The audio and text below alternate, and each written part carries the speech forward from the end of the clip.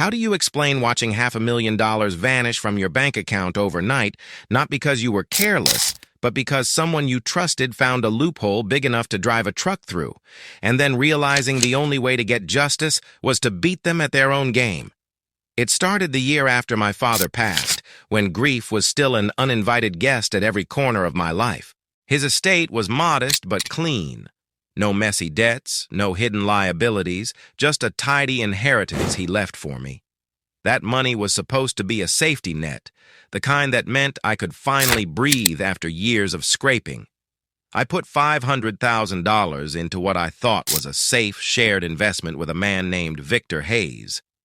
Victor wasn't just some slick-talking broker. He was an old friend of my father's, the kind of man who showed up at our house every Thanksgiving when I was a kid, who held my dad's hand at the hospital bed in the final days. Trusting him didn't feel like a choice. It felt like family. "I'll treat your money like it's my own," Victor had said the night I signed the papers, sliding a glass of scotch across the table. "You've got nothing to worry about." For a while, it seemed true. Monthly statements came in showing steady growth, the kind of boring but reliable numbers that comforted me. But the comfort was short-lived. One morning, logging into my account, I froze. The balance was zero. Not low, not withdrawn for an emergency. Zero. $500,000 evaporated. I called Victor immediately, voice cracking with panic. "Where the hell is my money?" He sighed as though I were some impatient child. "It's complicated. The fund hit a liquidity issue, but don't worry. You'll be made whole once everything resolves." It wasn't complicated. He'd found a loophole in the contract, some carefully buried clause that allowed him to dissolve the partnership without liability if the investment was deemed non-viable. It didn't matter that the money was mine. The paperwork made it his. For weeks, I drowned in helplessness, circling lawyers like a moth to flame. Every attorney I spoke to had the same weary shake of the head. "He didn't steal it," one said bluntly. "You signed. Legally, it's airtight."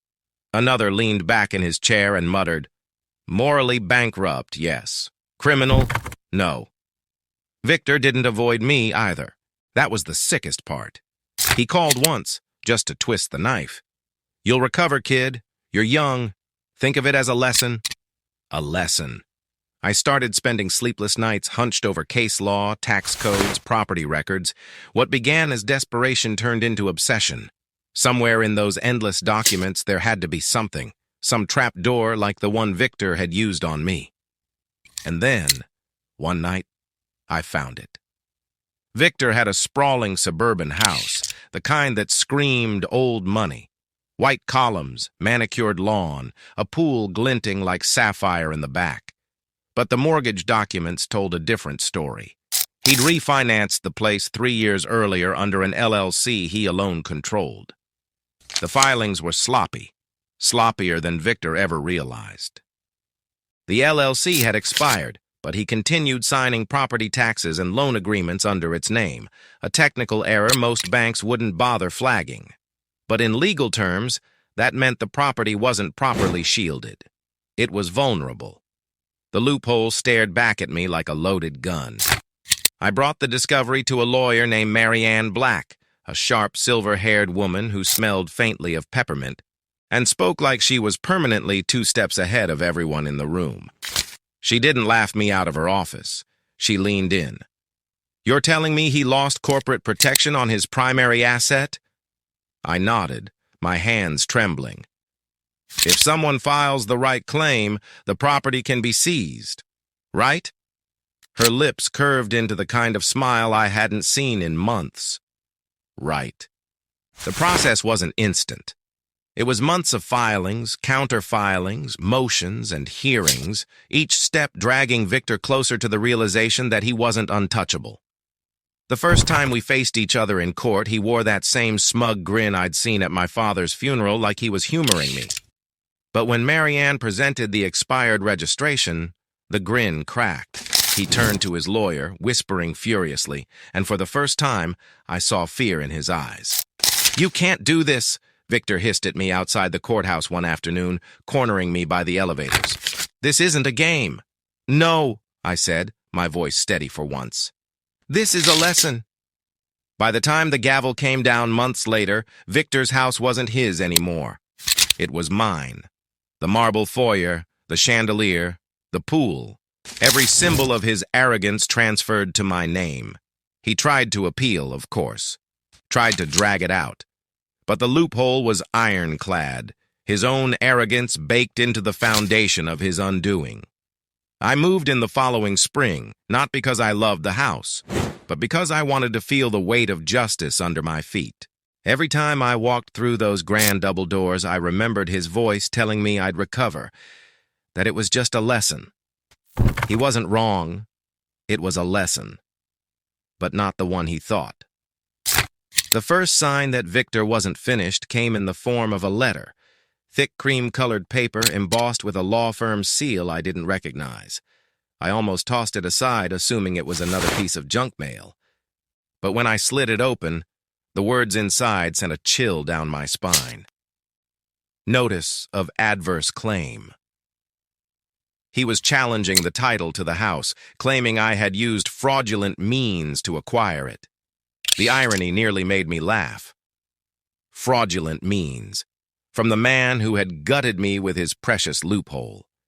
But the laughter never came. Instead, I felt the slow burn of dread. I carried the letter straight to Marianne. She read it once, twice, then set it down carefully, as though it were a snake she didn't want to wake. "He's desperate," she said. "This isn't a strong claim, but it's clever. He's trying to tie you up in litigation long enough to bleed you dry." I swallowed hard. "Can he win?" She leaned back in her chair, eyes sharp. "Not if we stay ahead of him. But understand this, Victor has nothing left to lose. Men like that can be dangerous. Dangerous." I hadn't thought of Victor as dangerous before. Arrogant, manipulative, predatory, yes. But dangerous implied recklessness, and recklessness could mean more than legal maneuvers. My fear wasn't misplaced. 2 nights later, as I pulled into the driveway, I noticed the faint glow of a cigarette near the hedges. My heart thudded against my ribs. I killed the engine and sat in silence, gripping the steering wheel. The ember flared, then vanished. When I finally stepped out, the night was empty, but the scent of smoke lingered. I didn't sleep that night. Every creak of the house, every whisper of wind through the trees made me jolt upright. The chandelier above the foyer seemed to sway in the dark, mocking me with its pendulum rhythm. I realized Victor wasn't just fighting in court. He was watching, waiting, trying to remind me that the house wasn't truly mine. The next day, I installed cameras around the property, motion sensors, floodlights. Marianne called it paranoia, but I knew better. Victor had been humiliated, and humiliation was gasoline to a man like him. Weeks passed with silence, broken only by the grind of the courtroom. His claim dragged on, a tangle of filings and counter-filings. But then, just as I thought the tide was turning in my favor, Marianne dropped a bombshell. "He's found another angle," she said, sliding a stack of documents across her desk. "Property tax irregularities. He's arguing that because you assumed ownership through a loophole, you're liable for back taxes he never paid." I skimmed the papers, bile rising in my throat. "That's insane. He's the one who didn't pay." "Doesn't matter. He's framing it as your liability now." My voice cracked. "Can he do that?" Her silence was answer enough. The war of loopholes had entered a new phase. Each day became a battle of attrition, his lawyers twisting the law into knots, Marianne untangling them with equal force. I felt like a pawn caught in a game, played by men and women who thrived on technicalities. But then, one night while combing through old tax records, I found something Victor hadn't expected anyone to see, a discrepancy in his own filings, years old but damning. He had overdeclared property improvements on a different estate to inflate its value for a loan, a form of quiet fraud that, if exposed, could cost him far more than back taxes. I sat in the study, staring at the evidence, fingers trembling. Exposing it would crush him completely. Not just his house, not just his finances, his reputation, what little remained would turn to ash. But there was a line, and I knew crossing it would mean stepping fully into his world, becoming the very monster I swore I wasn't. The next hearing arrived like a storm. Victor sat across the aisle, gaunt, eyes rimmed red, but still smirking. The judge called the case, the lawyers sparred, and I sat clutching the folder with the damning evidence. My chest heaved with the weight of the decision. Do I destroy him once and for all, or do I hold back, clinging to some shred of morality that he never respected in me? As the judge's gavel tapped for recess, Victor leaned back, his gaze locking on mine. He mouthed the words slowly, deliberately. You can't win. And for the first time, I didn't feel anger. I felt something colder, a decision settling in my bones. Because I realized then, winning wasn't about money or houses or loopholes. Winning was about ensuring he never had the power to hurt anyone again. And I was ready to pay the price. Winter came before I realized the year had folded in on itself. The house, Victor's house, though no longer his, stood against the chill like a fortress of marble and glass. Yet I felt no warmth in its walls. Ownership is not the same as belonging, and every time I passed through the gilded foyer or walked beneath the chandelier, I was reminded of the man who once strutted here, drunk on his own cunning. Victor had not vanished. Men like him rarely do. He lingered like smoke after a fire, faint but acrid. The plea deal had clipped his wings, yes, but it hadn't broken him completely. Rumors trickled back to me. He was dabbling in consulting, whispering advice to smaller brokers, teaching them how to skirt rules without tripping alarms. A snake doesn't forget how to coil. It simply sheds its skin. One night, I found myself at the coffee shop on 3rd, the one he had named in his voicemail months earlier. I hadn't intended to go. My feet carried me there as if on some restless errand. The place was half empty, humming with the low hiss of the espresso machine and the shuffle of tired baristas. And there he was, hunched on a corner bench, thinner than before, his hair more salt than pepper. He looked up when I entered, his eyes flickering with something I couldn't place, hope, maybe, or fear. I crossed the room slowly as if approaching a wild animal. You came, he said, voice rasping.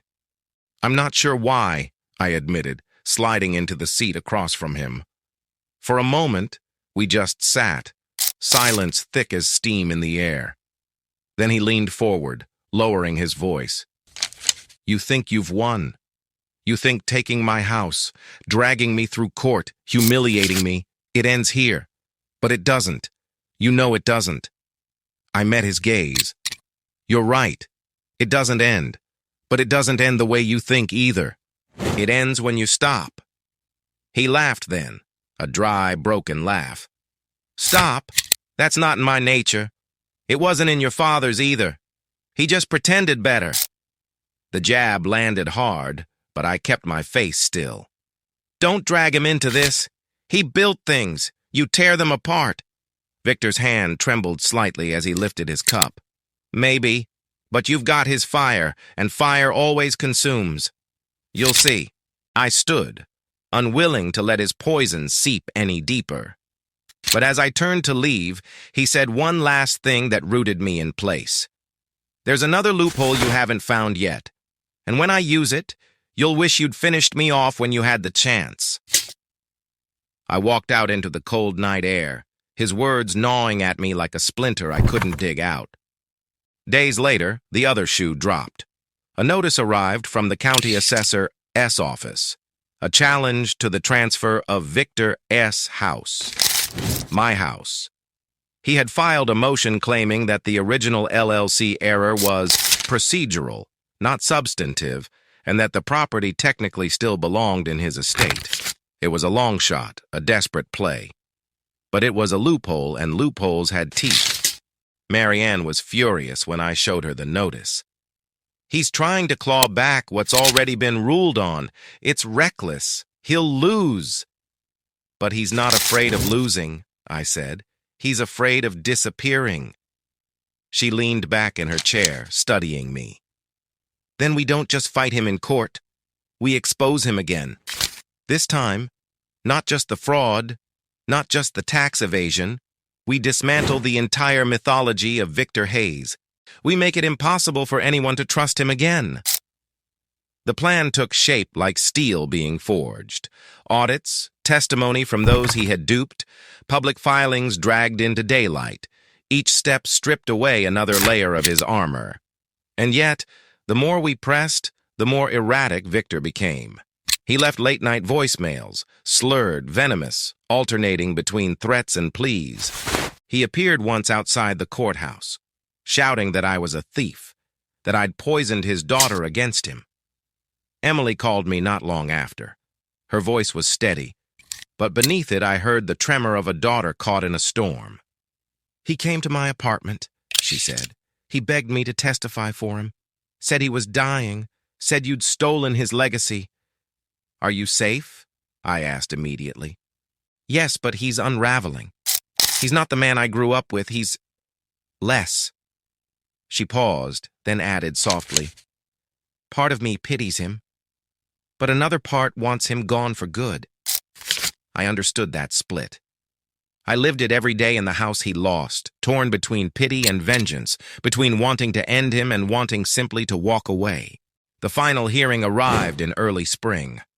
The courtroom was packed, buzzing with anticipation. Victor shuffled in, shoulders hunched, eyes sunken. He no longer looked like the untouchable broker of old. He looked like a man frayed at every edge. When the judge ruled, denying his motion, affirming my ownership once more, it should have felt like victory. Instead, I felt only the hollow weight of inevitability. Victor sagged in his chair, muttering something I couldn't catch. His lawyers packed their briefcases with the haste of men abandoning a sinking ship. Outside, reporters swarmed. Cameras flashed. Questions flew like arrows. How does it feel to finally win? Do you think Hayes will appeal? What will you do with the house now? I said little. Only this. Some lessons are expensive, but once you've learned them, you make sure no one else pays the same price. That night, I sat alone in the study, the chandelier's light spilling across stacks of paper. I thought of my father, of Emily, of Victor's bitter warning that fire consumes everything it touches. He wasn't entirely wrong. But fire also clears the ground for new growth. And as I closed the folder on Victor Hayes for the last time, I knew the real victory wasn't the house or the money. It was this.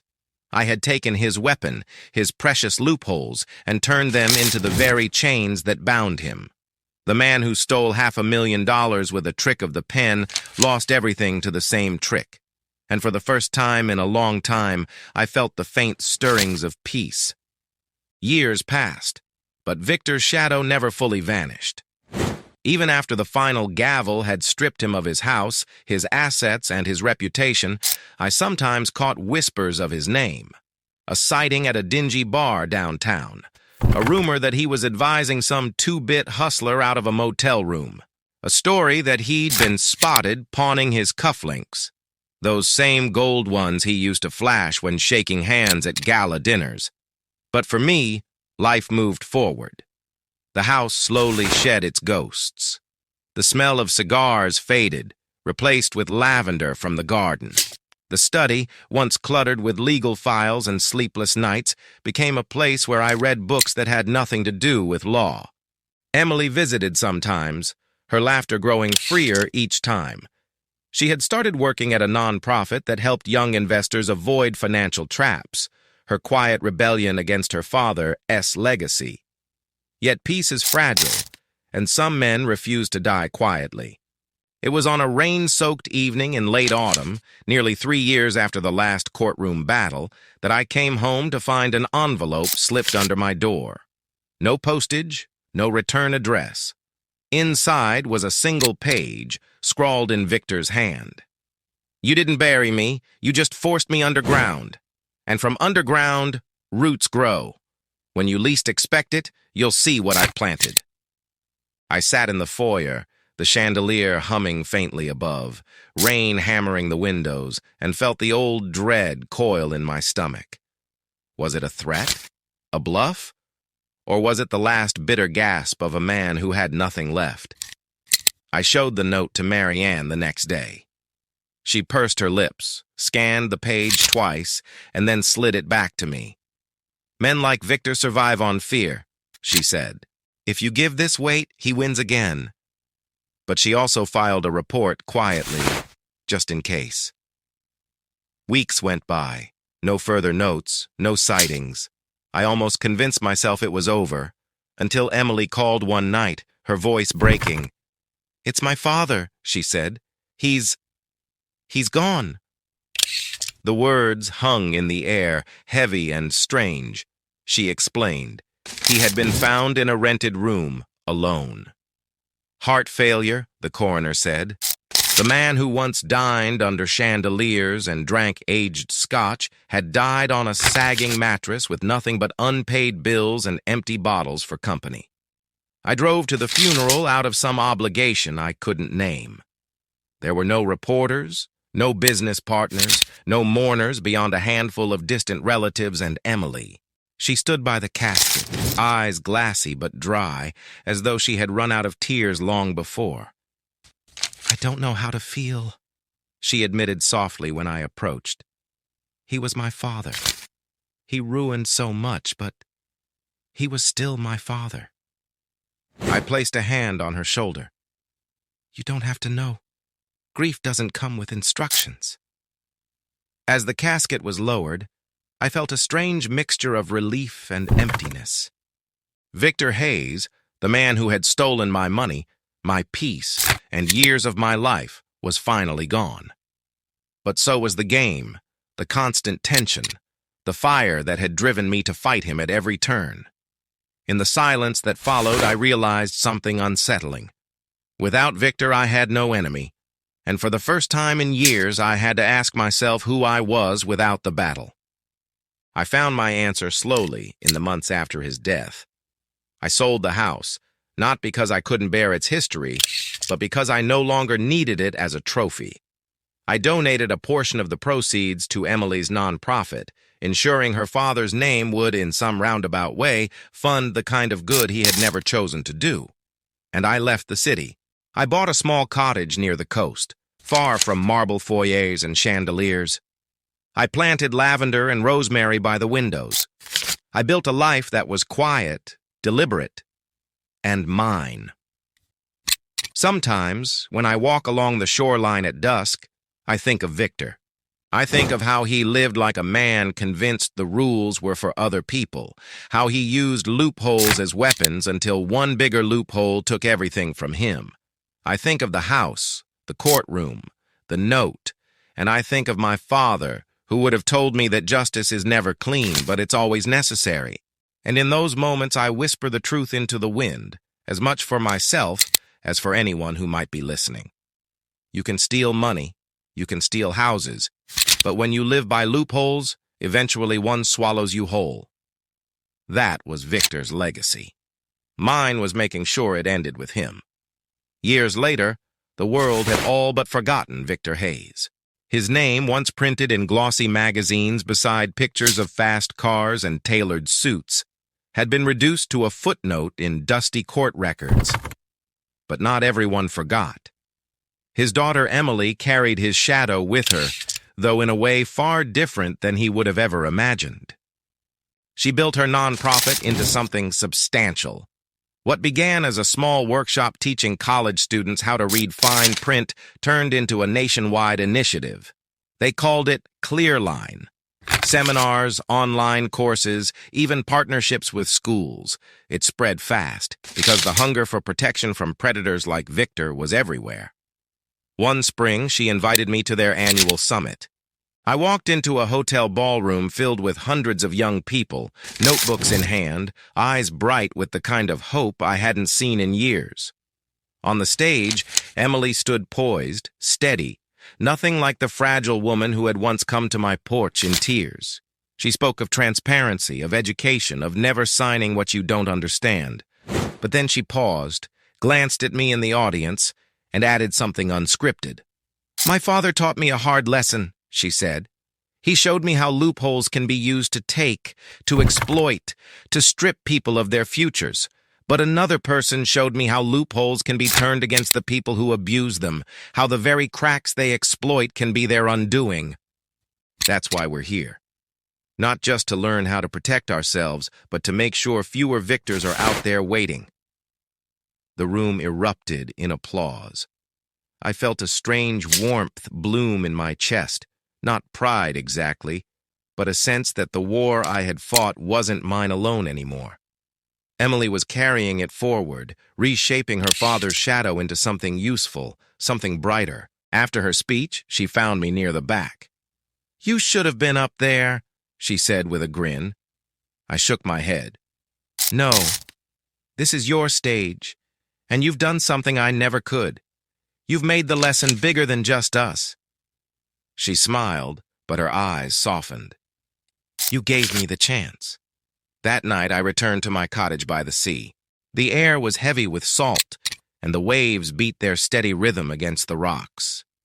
I lit a lamp and pulled out the old photograph of my father, the one I had carried through every courtroom, every sleepless night, every battle with Victor. I set it on the windowsill where the lamplight met the ocean breeze. "I think you'd be proud," I murmured. "In the quiet." I finally understood. Victor had been right about one thing. There is always another loophole, but he had been wrong about the rest. Loopholes don't belong only to predators. They belong to those who are willing to shine a light into them, to close them, to turn them into weapons for protection instead of greed. That was Emily's mission now. And mine? Mine was to live, simply, quietly, without the need for chandeliers or victories in court. To find peace not in the wreckage of my enemy, but in the resilience of what grew after. Sometimes, though, when I walk along the beach at dusk, I still hear Victor's voice in the back of my mind, mocking, warning, lingering. But now, I smile. Because his legacy is no longer the house he lost or the fortune he squandered.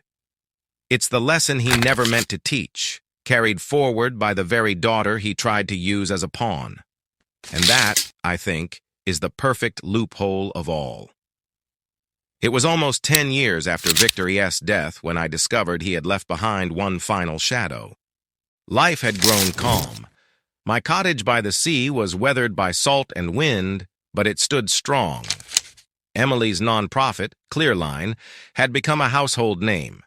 She was on magazine covers now. The kind of articles that once flaunted Victor S. genius now celebrated his daughter S. crusade to protect others from men like him. I believed, finally, that the story was over, until the letter came.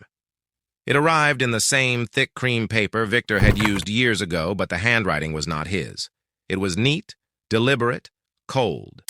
Inside was a single page, typed, bearing no signature. Victor Hayes didn't die broke. He left assets hidden in trusts no one has touched. Those assets are mine now, and if you want them to stay buried, stay quiet. My hands trembled as I read it again and again.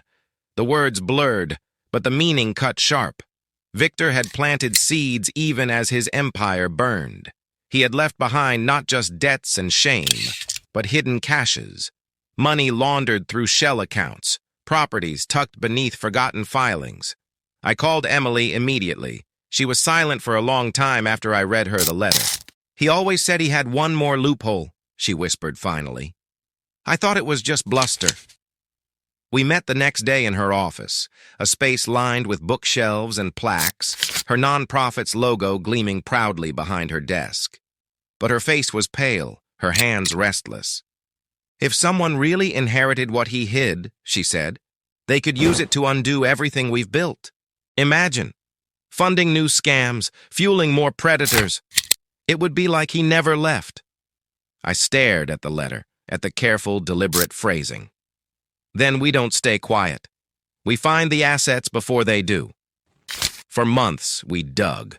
Old tax records, offshore filings, dormant LLCs, all the breadcrumbs Victor thought would never be followed. Each discovery felt like pulling back a curtain on a ghost. And behind one of those curtains, we found it. A trust registered in the Caymans under a false name, but with a signature I recognized instantly. Inside the trust, nearly $2 million, untouched, waiting. It was enough to restart an empire. We reported it, of course, brought in regulators, froze the accounts, ensured the money would never again fuel men like Victor. But the letter's sender remained a phantom, watching from the dark. Anonymous emails trickled in after, taunts, warnings, demands. One message, in particular, made my blood run cold. He may be gone, but I am not. Victor taught me everything, and I'll finish what he started. I showed Emily. Her face hardened in a way that reminded me of her father, but with none of his cruelty. "Then we'll finish what we started," she said. That night, back in my cottage, I couldn't sleep. The waves outside roared against the rocks, the wind rattled the shutters, and in the dark, I felt it. The old war stirring again, the endless tug-of-war between those who exploit and those who resist. Victor Hayes was gone. But his legacy was alive, twisted, poisonous, carried forward by someone willing to learn from his ruins. And as I lay there, staring at the ceiling, I realized the story wasn't ending. It was beginning again. The loopholes hadn't closed. They had only changed hands. And this time, the fight wouldn't just be for justice. It would be for the future itself. In the end, Victor Hayes taught me more than he ever intended. He taught me that trust can be broken in a single signature, that justice is rarely clean, and that loopholes, the cracks in every system, are never just tools for predators. They can be turned back, repurposed, forged into shields as much as blades. He lost everything to the very trick he once believed made him invincible. And through him, I learned that the only true victory is not revenge, not trophies, not houses taken or fortunes reclaimed. It is ensuring that the game ends where it began, by refusing to let men like him keep writing the rules. Emily carries that mission now, building something lasting out of the ruins of her father's deceit. I carry peace, a quieter life, where the echoes of battles past no longer rattle the walls of my nights. And somewhere in the distance, I know there will always be another Victor, another Daniel, another shadow waiting to slip through the cracks. But I also know this: there will always be someone ready to stand in their way. That is the final lesson, the conclusion carved out of years of loss and struggle. Loopholes may open doors for thieves, but in the end, they close just as surely, locking them inside the cages they built for others. And when the dust settles, it is not the predators who endure, it is those who choose to fight them.